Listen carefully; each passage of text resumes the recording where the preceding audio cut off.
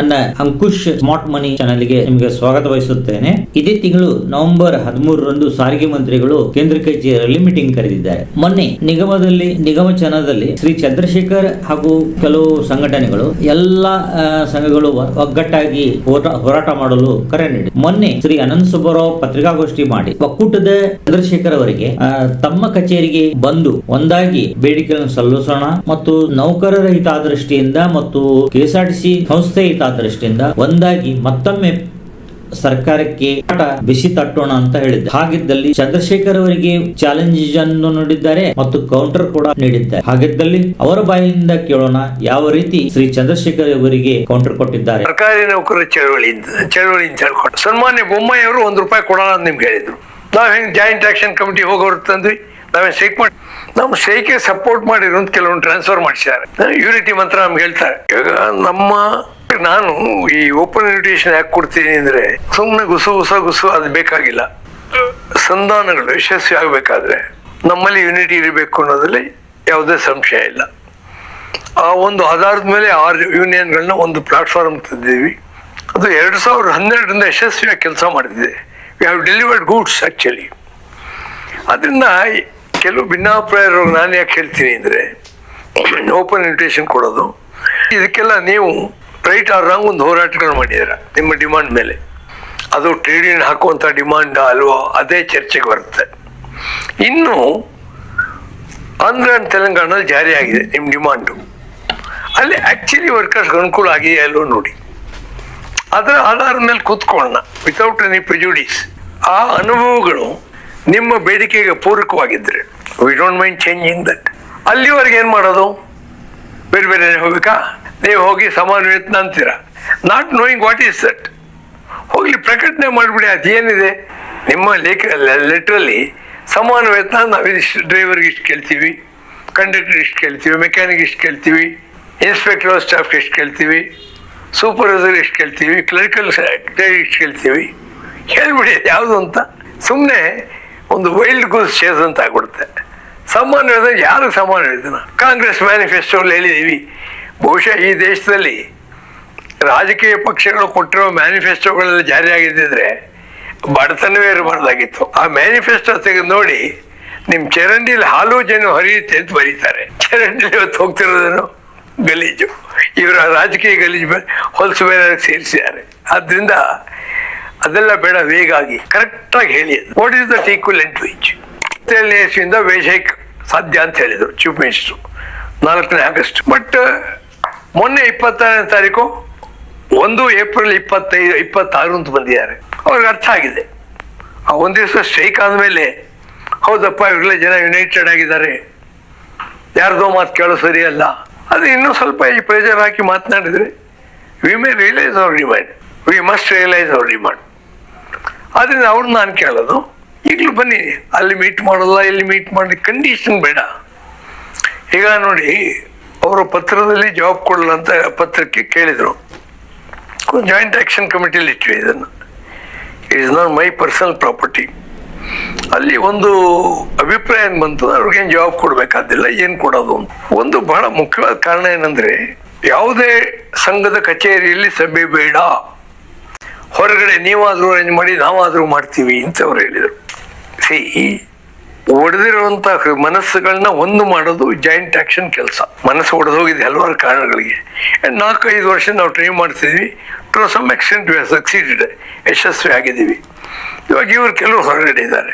ನಿಮ್ಮ ಆಫೀಸ್ಗೂ ಬರಲ್ಲ, ನಮ್ಮ ಆಫೀಸು ಬೇಡ ಅಂದರೆ ಅರ್ಥ ಏನು? ನಮ್ಮ ಜೊತೆ ನಮ್ಮ ಆಫೀಸ್ಗೆ ನೀವು ಎಂಟಾಗಿ ತಯಾರಿಲ್ಲದೆ ಈ ಆಫೀಸ್ಗಳೇನು ನಮಗಿಲ್ಲ, ನಮ್ಮ ಧರ್ಮಭೂಮಿ ಇದು, ಗೊತ್ತಾಯ್ತಲ್ಲ. ಇಷ್ಟು ಚಳವಳಿಗಳು ರೂಪಿಸಿದೀವಿ, ನಮ್ಮ ಆಫೀಸಲ್ಲಿ ಕೂತ್ಕೊಂಡೇ ಮಾಡಿದ್ವಿ ಚಳವಳಿಗಳನ್ನು. ಪ್ರೊಫೆಸರ್ ಶರ್ಮಾ ಅವರು, ಕೆ ಶರ್ಮಾ ಅವರು ಬರೋರು, ಹಿರೀಕರವರು. ಇವ್ರಿಗೆ ಬರೋಕ್ಕಾಗಲ್ಲ ಅಂದರೆ ಮಾನಸಿಕವಾಗಿ ಇನ್ನೆಷ್ಟು ನೀವು ಪ್ರಿಜುಡಿಸ್ ಇಟ್ಕೊಂಡಿದ್ದೀರಾ ಅಂತ. ನೀವು ನಿಮ್ಮ ಆಫೀಸಲ್ಲಿ ಕರೀರಿ, ನಾವು ಬರ್ತಿರ್ಬೇಕಾದ್ರೆ. ಬಟ್ ಏನಂದ್ರೆ ಕ್ಲೀನಾಗಿರ್ಬೇಕು, ಆಫೀಸ್ ಕ್ಲೀನ್ ಆಗಿರ್ಬೇಕು, ಧೂಳಿಗೆ ಗುಡಿಸಿ ಎಲ್ಲ ನೀಟಾಗಿದ್ದಾಗುತ್ತೆ. ಯಾಕೆಂದರೆ ಹಿಂದೆ ನಿಮ್ಮ ಆಫೀಸಿಗೆ ಬಂದಾಗ ನಾವು ಲೆಟ್ರ್ ಕೊಡೋಕೆ ಕೋಡಿಹಳ್ಳಿ ಆಫೀಸ್ಗೆ ಒಳಗಡೆಗೆ ಸೇರಿಸಿಲ್ಲ, ಫುಟ್ಪಾತ್ ಮೇಲೆ ನಮ್ಮ ಲೆಟ್ರ್ ಇಸ್ಕೊಂಡು ಕಳಿಸಿದ್ರಿ. ಅದಕ್ಕೆ ನೀವು ಜವಾಬ್ ಬರೋದ್ರಾ? ಇರಲಿ, ನಾನು ಅದನ್ನು ಕೌಂಟರ್ ಪೋಸ್ ಮಾಡ್ತಿಲ್ಲ. ಬಟ್ ದ ಪಾಯಿಂಟ್ ನಿಮ್ಮ ಆಫೀಸ್ ಒಳಗೆ ನಮ್ಮನ್ನು ಕರೀಲಿಲ್ಲಪ್ಪ. ಆದರೆ ನಿಮ್ಮ ಆಫೀಸಿಗೆ ನಾವು ಬರೋಕ್ಕೆ ನಮಗೇನು ಹೆಸಿಟೇಷನ್ ಇಲ್ಲ, ಬರ್ತೀವಿ. ನಾವು ಆಫೀಸ್ಗೆ ಬರೋದಿಲ್ಲ ಅಂದರೆ 10,000 ರೂಪಾಯಿ 5,000 ರೂಪಾಯಿ ಖರ್ಚು ಮಾಡಿ ಪ್ರೈವೇಟ್ ಹೋಟೆಲ್ ಮಾಡೋಕ್ಕಂತ ನಮ್ಮ ಹತ್ರ ಅಷ್ಟು ದುಡ್ಡಿಲ್ಲ. ನಮ್ಮ ಆಫೀಸಿಗೆ ಬಂದರೆ ಫ್ರೀ, ಕಾಫಿ ತಿಂಡಿ ಫ್ರೀ. ಫ್ರೀ ಅಂದರೆ ನಾವು ದುಡ್ಡು ಕೊಡ್ತೀವಿ ಅದಕ್ಕೆ. ನಿಮ್ಮ ಕೈಲೇನು ಫಿಕ್ಸ್ ಅಲ್ಲ. ನಿಮ್ಗೇನಪ್ಪ ಇದು ನಮ್ಮ ಆಫೀಸಲ್ಲಿ ಶಾಂತಿಯುತವಾಗಿ ಮೀಟಿಂಗ್ ಮಾಡ್ಬೋದು. ಯಾವ ಗಲಾಟೆಗಳು ಅಲ್ಲಿ ಇರೋದಿಲ್ಲ, ಕೂಗಾಟ ಚೀರಾಟಗಳು ಅವ್ರ ಚಾಟಗಳು ಯಾವುದೂ ಇರೋದಿಲ್ಲ. ಹಾಗೂ ಜಾಸ್ತಿ ಜನ ಬಂದರೆ ಮೈಕ್ ಕೊಡೋ ವ್ಯವಸ್ಥೆ ಅಲ್ಲೇ ಇದೆ. So what is your problem? ಇದು ಏನಂದರೆ ನಮ್ಮ ಆಫೀಸಿಗೆ ಒಂದು ಮಾತಾಡೋಕ್ಕೆ ನಿಮ್ಗೆ ಹಿಂಜರಿಕೆ ಆದರೆ ನೀವು ಜಾಯಿಂಟ್ ಆ್ಯಕ್ಷನ್ ಹೆಂಗೆ ಮಾಡ್ತೀರಾ? ಜಾಯಿಂಟ್ ಡಿಮಾಂಡ್ಗಳು ಹೆಂಗೆ ಫ್ರೇಮ್ ಮಾಡ್ತೀರಾ?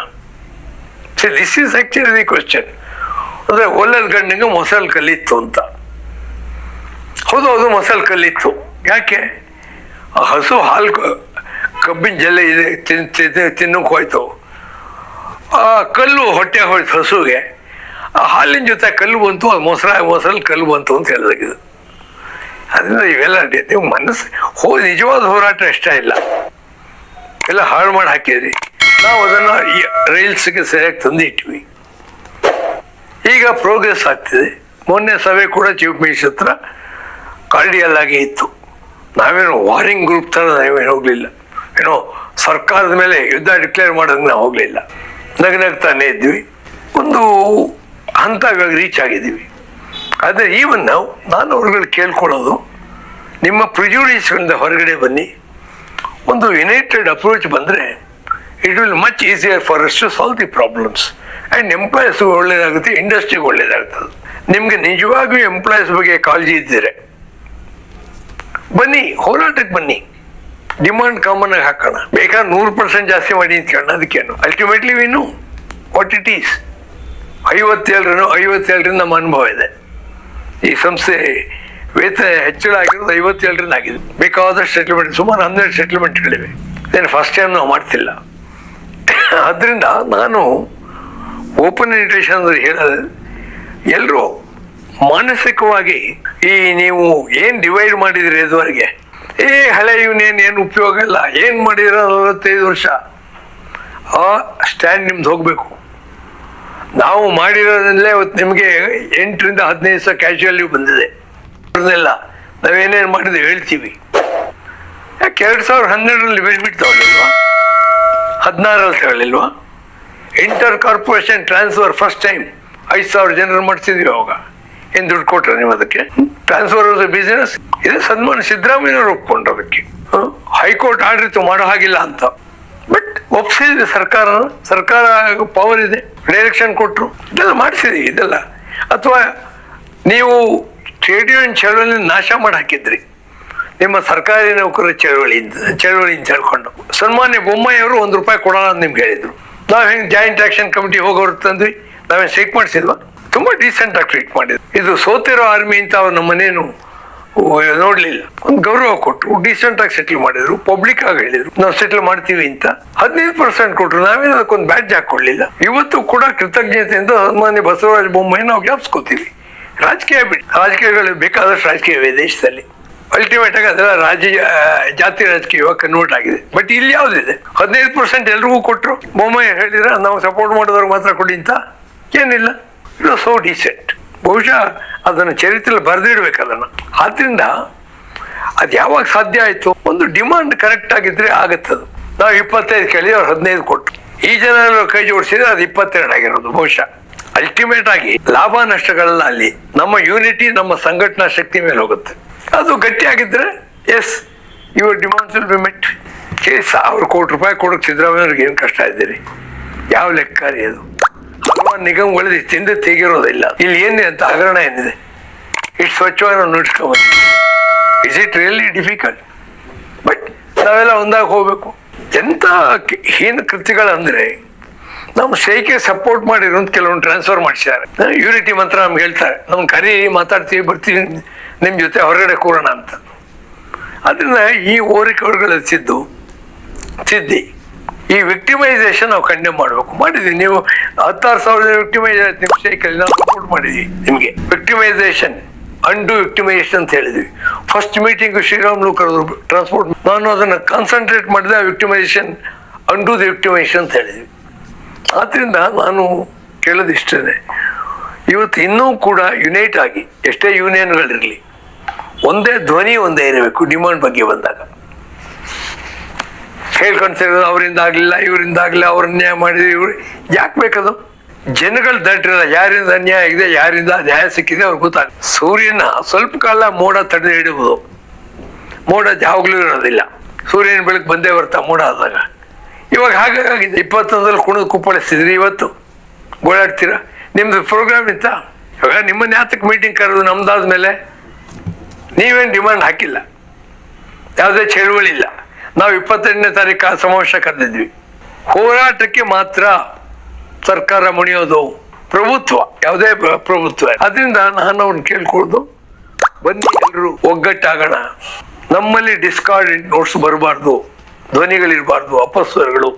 ಇವತ್ತು ಒಂದು ಸಂಸ್ಥೆ ಉಳಿಸ್ಬೇಕು, ಹೆಚ್ಚಿನ ಜನಕ್ಕೆ ಉದ್ಯೋಗ ಸಿಕ್ಕಬೇಕು. ಇದು ಎರಡು ಮುಖ್ಯವಾದ ಗುರಿ ನಮ್ದಿರೋದು. ಅದನ್ನ ಅಚೀವ್ ಮಾಡ್ಬೇಕಾದ್ರೆ ಹೆಚ್ಚಿನ ಯೂನಿಟಿ ಬೇಕು. ಇವತ್ತು ನಾವೇ ಜಗಳ ಆಡ್ಕೊಂಡ್ರೆ ರಾಜಕೀಯವಾದ ನೋಡ್ತಿರಲ್ಲ ಏನಾಗ್ತಿದೆ ರಾಜ್ಯದಲ್ಲಿ, ಆ ಥರ ನಾವು ನಡೆಸೋಕ್ಕಾಗಲ್ಲ. ಮತ್ತೆ ದುಡಿಯುವಂತ ಜನ ಏನು ಬೆವರಿನ ಬೆಲೆ ಜಾಸ್ತಿ ಆಗ್ಬೇಕಿಲ್ಲಿ.